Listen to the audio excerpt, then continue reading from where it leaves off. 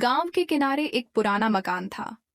टूटे हुए दरवाजे, जंग लगे झूले और दीवारों पर उखड़ा हुआ रंग देखने भर से डर लग जाए। लेकिन उसी घर में रहने आ गया था 8 साल का रुद्र अपने मम्मी पापा के साथ।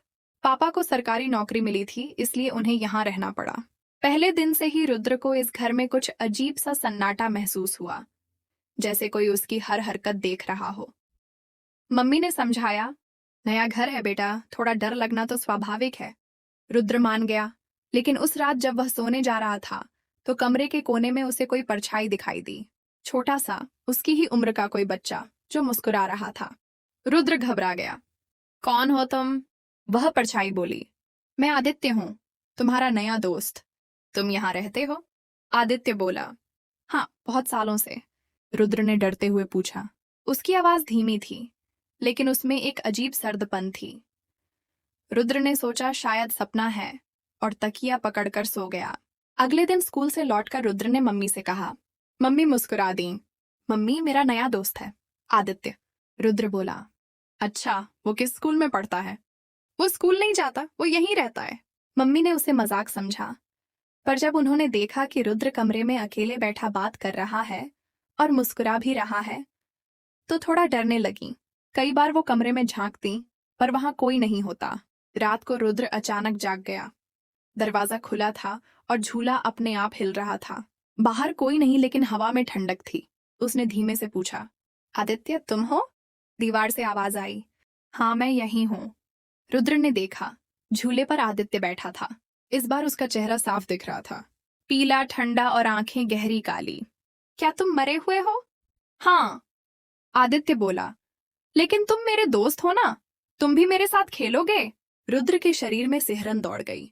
नहीं, मैं तो जिंदा हूं, आदित्य ने मुस्कुराते हुए कहा। अब नहीं। अगली सुबह रुद्र बहुत चुप था। मम्मी ने पूछा, बेटा सब ठीक है? वो सिर झुकाकर बोला, आदित्य कह रहा था कि मैं भी उसके जैसा बन जाऊंगा। मम्मी का चेहरा सफेद पड़ गया। उन्होंने तुरंत पंडित जी को बुलाया। पंडित ने कहा, यह घर श्रापित है। कई साल पहले यहाँ एक बच्चा मरा था, नाम था आदित्य। वह इसी झूले से गिरकर मरा था। उसकी आत्मा अब भी यहाँ खेलती है। मम्मी ने रुद्र को गोद में उठा लिया और रोने लगी। पंडित ने पूजा शुरू की, लेकिन तभी हवा तेज हो गई। दिए बुझ गए। कमरे के कोने से हंसी की आवाज आई। रुद्र मेरा दोस्त है, कोई नहीं ले जा सकता उसे। दीवार पर रुद्र का नाम अपने आप खून से लिख गया। पंडित ने मंत्र पढ़े। ओम नमः काल भैरवाय नमः। आवाज और तेज हो गई। कमरे की खिड़कियां फटने लगीं। खिलौने अपने आप उड़ने लगे। रुद्र का शरीर कांपने लगा, जैसे कोई उसमें घुसने की कोशिश कर रहा हो। पंडित ने रुद्र के सिर पर हाथ रखा और मंत्र पूरा किया। एक तेज चीख गूंजी। आदित्य की आत्मा दीवार में समा गई। सब शांत हो गया। कुछ दिन बाद परिवार ने वह घर छोड़ दिया। रुद्र फिर से हंसने लगा, स्कूल जाने लगा। सब कुछ सामान्य दिख रहा था। पर एक दिन जब मम्मी कपड़े धो रही थीं, उन्हें रुद्र की जेब में एक छोटा सा खिलौना मिला। वही टूटा हुआ लाल कार वाला खिलौना जो आदित्य के पास था। मम्मी का दिल तेज धड़कने लगा। रुद्र अंदर आया और बोला, मम्मी, आदित्य फिर से मिलने आया था। उसने कहा अगली बार हम साथ झूला झूलेंगे। मम्मी के हाथ से खिलौना गिर गया। उसने देखा, उस कार पर छोटे अक्षरों में लिखा था, हमेशा के लिए दोस्त आदित्य।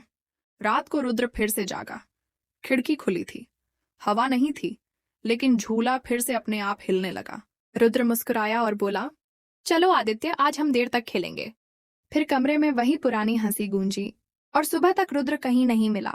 मकान के पीछे पुराने पेड़ के नीचे सिर्फ वही लाल खिलौना पड़ा था और उसके पास मिट्टी में लिखा था, अब हम दोनों साथ हैं।